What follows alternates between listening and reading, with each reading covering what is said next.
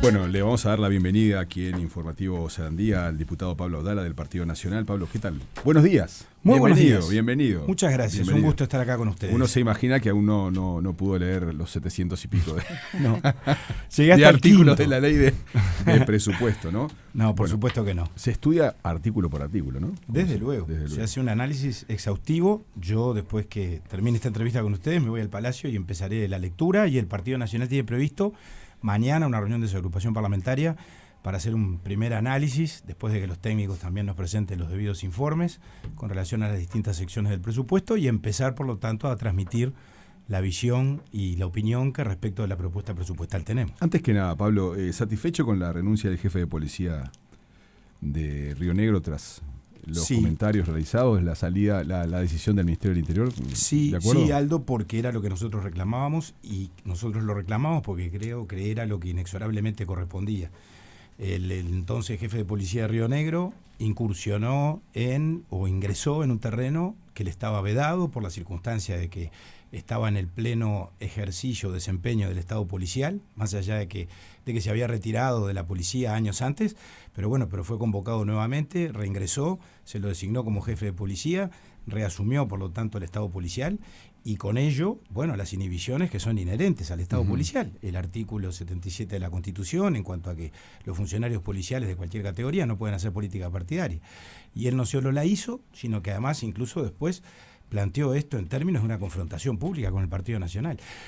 Lo que nosotros decimos, en última instancia, terminó comprendiéndolo también el ministro del Interior y por lo tanto valoramos la decisión que el ministro tomó. Creo que es buena y saludable para el propio gobierno, para el ministerio y para la institucionalidad. Yendo a los primeros esbozos de lo que va a ser la discusión por el proyecto de ley del presupuesto. No es el presupuesto de un gobierno, es el presupuesto del Estado.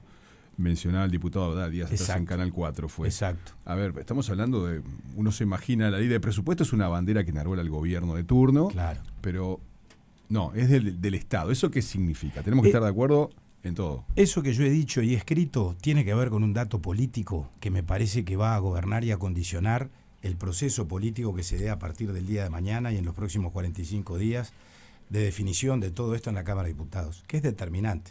Porque a mi juicio lo que pase o deje de pasar en la Cámara será lo que termine pasando o dejando de pasar con el presupuesto nacional. Porque o hacemos los acuerdos y por lo tanto reunimos los votos entre gobierno y oposición para que haya presupuesto en esta primera instancia, o si no, no hay presupuesto. Porque si los votos no están en la primera Cámara, pues entonces el gobierno va a tener que administrar el presupuesto anterior. Es decir, no habrá ley de presupuesto. Y eso es muy malo para el país, ¿eh? Lo digo, me apresuro a decirlo con mucha claridad. Ahora, lo que creo que tenemos que hacer todos es un esfuerzo, y el primer esfuerzo lo tiene que hacer el gobierno, es que esto no depende solo de la oposición. La oposición tiene que asumir su responsabilidad. Por ejemplo, pero no podemos analizar esta realidad con la cabeza de los otros 15 años de gobierno del Frente Amplio, donde el Frente tenía mayoría absoluta, y ya se sabía desde el inicio que los votos para aprobar los presupuestos estaban. Entonces después era un dato, si la oposición votaba o no votaba, o qué votaba la oposición. Porque el presupuesto es muy complejo. Primero hay que definir si uno lo vota en general para habilitar la discusión en particular, y después hay que hacer acuerdos parciales con relación a los distintos contenidos, ¿no? Porque tampoco es cuestión de aprobar una ley que sea una ley hueca, eso al gobierno no le sirve y al país tampoco. Entonces, ¿qué quiero decir? En el inicio, en el arranque, el presupuesto no es el del gobierno, es la propuesta del gobierno, pero el presupuesto que tenemos que aprobar es el presupuesto del Estado, y eso implica llegar a entendimientos. Es bien comprensible lo que decís, Pablo, pero también es cierto que el gobierno va a proponer un presupuesto en función del programa de gobierno que planteó en las elecciones, ¿no? Para poder cumplir ese programa necesita determinado dinero. Entonces también eso depende de la oposición, y ahí ya se entra en una cuestión de discrepancia, porque el programa que presentó el partido de gobierno, ustedes no lo compartían, ¿verdad? Ajá. Y parece que algunos actores relevantes del Frente tampoco lo compartían, ¿no? A la luz de las expresiones de Valcorba que se conocieron recientemente, y no me quiero poner irónico, pero entiendo el sentido de tu pregunta y es muy pertinente. ¿Y sabes a dónde nos conduce, Gabriel? ¿Cómo vamos a encarar esta próxima etapa todos, unos y otros? Mirando para atrás, recreando, reproduciendo el choque de relatos, Tendremos que seguir nosotros asistiendo a la herencia maldita de que no podemos hacer todo lo que pretendíamos porque nos dejaron un país comprometido, que nosotros tenemos claro que eso no es así y creemos además que quedó demostrado en la rendición de cuentas recientemente que las cuentas no estaban tan mal y tan mal no estaban que el gobierno aparentemente nos está presentando un presupuesto, y digo aparentemente porque todavía no lo leí, que toma como línea de base el presupuesto anterior, o sea, no recorta, no reduce, ni siquiera reasigna, aparentemente tan mal asignados los recursos no estarían, sino que le agrega un incremento presupuestal, bienvenido, de 140 millones de dólares. Entonces, las cuentas públicas en situación de tanta emergencia no estarían, primera cosa. Pero repito, vamos a ir al choque de relatos, donde nosotros cada vez que nos traigan entonces el tema de que las cuentas estaban peor que antes, que lo que esperaban, nosotros vamos a sacar lo que dijo Valcorba, que dijo que la propuesta del Frente Amplio, que el programa era impagable. En un solo periodo. En un solo periodo. No fue tan preciso, Aldo. No, dijo, y es más, dijo algo más todavía, dijo, con los datos que se conocían en la campaña electoral, está claro que esto no se podía hacer. Y no lo dijo el jefe de policía de Río Negro o un militante de segunda o de tercera línea. Lo dijo el número 2 de la economía nacional, que de estas cosas sabe. Entonces digo, tampoco sería legítimo que nosotros hiciéramos talón en eso todo el tiempo. Yo a lo que aspiraría, porque es lo que al país más le sirve, es que busquemos caminos de entendimiento, que seguramente no estamos tan lejos de construir consensos. Y nosotros estamos abiertos a hacerlo. Ahora, todos tenemos que bajarnos un escalón de la vanidad y de la soberbia, empezando por el gobierno, que tiene sí una iniciativa privativa en cuanto al límite del gasto. Lo dijo ayer O'Donnell. Yo quería apuntar y en eso tiene razón. ¿Dónde tú ves en el inicio que pueden estar los puntos de acuerdo y también de desencuentro, ¿no? Porque a ver, para empezar, yo creo que es auspicioso lo que te acabo de decir. Sí. Que el gobierno haya dicho, no lo dijo ayer O'Donnell, pero lo dijo el jueves pasado, en el sentido de que, bueno, la línea de base es el presupuesto anterior. Acá parecería que la estructura presupuestal no es demasiado novedosa, en principio, ¿no? En cuanto a la asignación de las partidas, de los créditos, en cuanto al gasto público social. Lo que viene después sí es ese incremento de 140 millones, que hay que ver cómo se distribuye. Ahora, a nosotros nos importa mucho ver cómo se asignan los recursos, pero nos importa tanto o más cuáles son las políticas, cuáles son los instrumentos. Claro, se plantea un 40% para infancia y adolescencia. Sí, infancia y adolescencia, que eso ya te digo algo. Ahí me parece que están contando dos veces la misma cosa. A ver, ¿por qué? Porque, y bueno, y está bien, infancia y adolescencia, ese 40% tú verás que incluye, supongo, las políticas de infancia propiamente dichas, las políticas sectoriales, eventualmente el bono crianza, la inversión en el plan CAIF, pero al mismo tiempo, entiendo, ahí aparece el incremento para la ANEP, para la educación formal. Porque no aparecen en la distribución de la torta en un porcentaje aparte, ¿verdad? Entonces estamos contando dos veces la misma cosa. Pero no me importa mucho. Lo que quiero decir es, a mí me interesa saber cómo se van a distribuir los recursos, pero me interesa saber sobre todo cómo se van a aplicar los recursos. ¿Cuál es la política? Infancia. ¿Por dónde vamos a ir?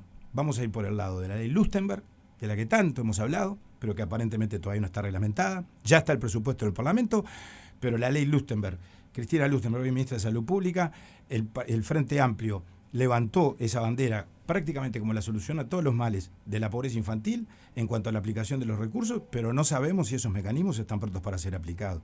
Vamos a ir por el lado del Fondo Infancia, vamos a ir por el lado del bono crianza, vamos a ir por el plan CAIF, por una combinación de todos estos elementos. Eso es lo que tenemos que negociar y acordar, me parece a mí, o tener razonablemente claro entre gobierno y oposición, porque además es una oportunidad única de que podamos definitivamente encontrar caminos de acuerdo o de líneas de actuación en temas de Estado. Y nuestra disposición espiritual es esa, que quede absolutamente claro. Ahora, me preocupa algo que es el manejo político.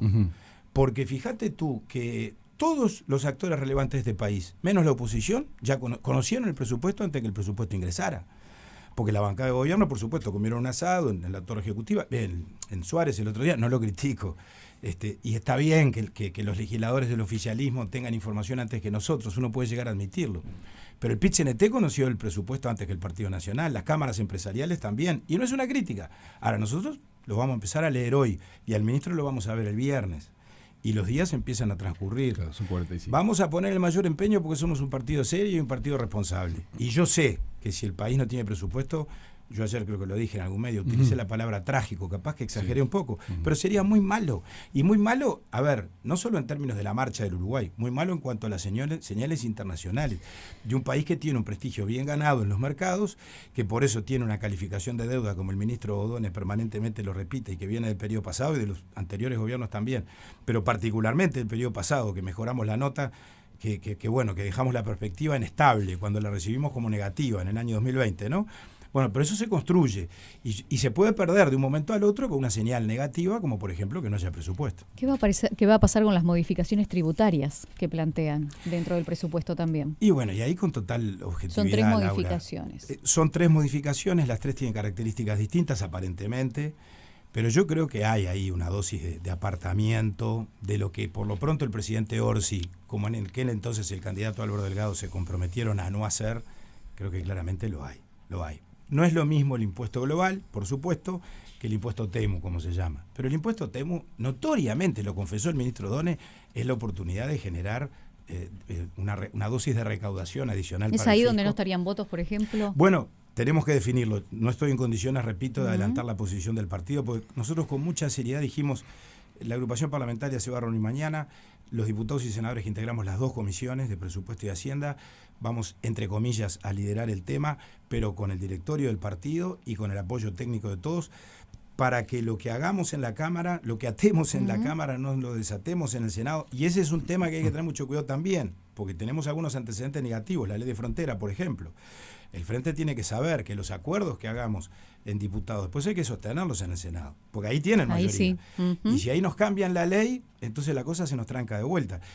Repito, todos creo que tenemos que hacer un enorme esfuerzo de apoyo al país, de compromiso con lo que tenemos que resolver, de ejercicio de la política con un sentido de Estado. Y la oposición está en esa tesitura. Espero que el gobierno, por supuesto, que además me parece le cae una responsabilidad muy particular por su condición de gobierno, esté a la altura del desafío también. Otro tema, pero Perrone planteó en la comisión investigadora que se plantea por María Dolores que se tratara después del presupuesto para dar su voto para crearla. ¿Eso lo trataron? ¿Llegaron a ese acuerdo o no se llegó? Hasta donde sé, ¿no? Está previsto que se trate en la sesión ordinaria de mañana. Bien. Veremos qué hacemos. Capaz que una cosa que se puede acordar. ¿Están de acuerdo a que sea después del presupuesto para que no quede todo entreverado? No lo sé, tenemos que hablarlo, pero eventualmente, si de pronto hay una condición de que la comisión empiece a funcionar después que el presupuesto salga de la Cámara, capaz que es manejable. Estoy especulando, no lo sé, es un tema que tendrán que ver los coordinadores. Algo más, Pereira. Sí, te iba a preguntar, respecto a esto que estabas diciendo sobre la actitud de la oposición, que en el aniversario del partido Álvaro Delgado dijo que había que darle duro al gobierno. Sí, pero dijo algo más. Yo sé que después lo que quedó de lo que él dijo fue esa expresión, Gabriel.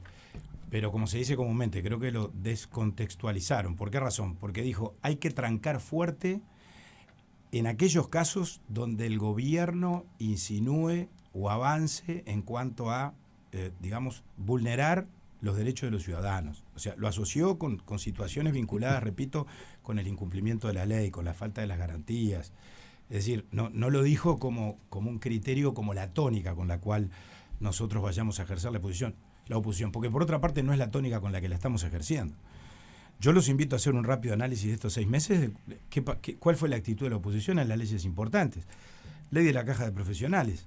Prácticamente las ideas las pusimos nosotros, asumimos los costos políticos, votamos más gravámenes para los pasivos, tasas más altas para los activos.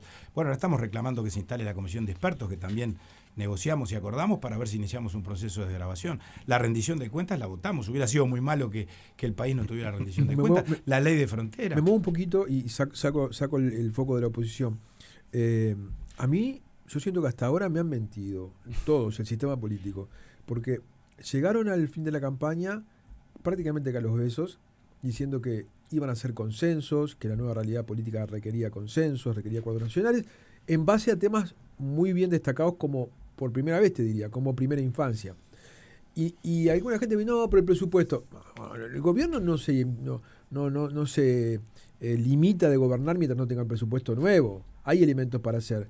Y no veo ese tono ni ese énfasis del final de la campaña en estos meses de gobierno. ¿Me explico, Pablo? Te entiendo.